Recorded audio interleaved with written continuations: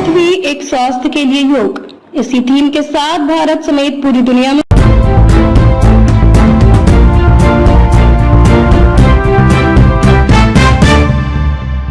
आज 21 जून को 11वां अंतर्राष्ट्रीय योग दिवस बेहद उल्लास और उत्साह से मनाया जा रहा है। देश के हर कोने में 14,000 फीट की ऊंचाई से लेकर समुद्र के किनारे तक योग की लहर दिखाई दी।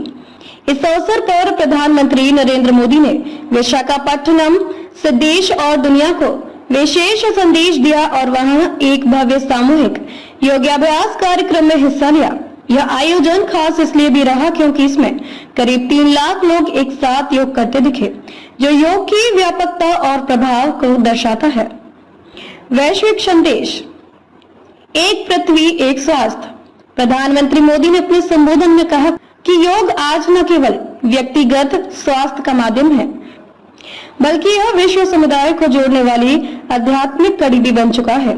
एक पृथ्वी एक स्वास्थ्य का विचार इसी वैश्विक एकता को दर्शाता है, जहां पर्यावरण, शरीर और मन तीनों की देखभाल सामूहिक जिम्मेदारी मानी जाती है।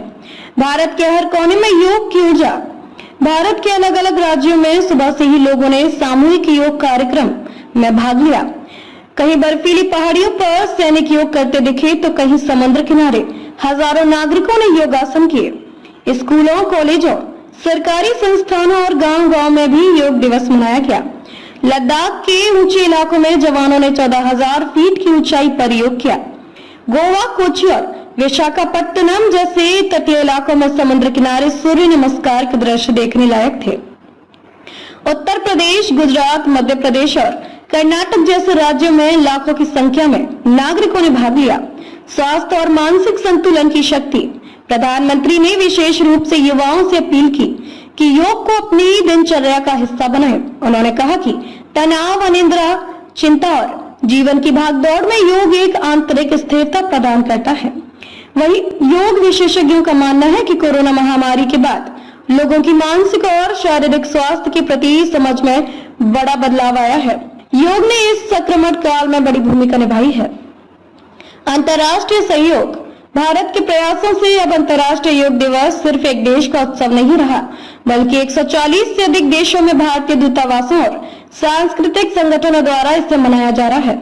यूरोप, अमेरिका, एशिया और अफ्रीकी देशों में भी योग कार्यक्रम आयोजित किए गए।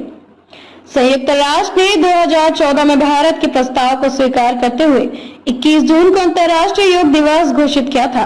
तब से यह दिन भारत की सांस्कृतिक कूटनीति का एक अहम प्रतीक बन गया है। निष्कर्ष, आज का दिन यह सिद्ध करता है कि योग सिर्फ आसनों या शारीरिक व्यायाम तक सीमित नहीं है, बल्कि यह एक समग्र जीवन शैली, जागरूकता और वैश्विक स्वास्थ्य का आधार बन चुका है।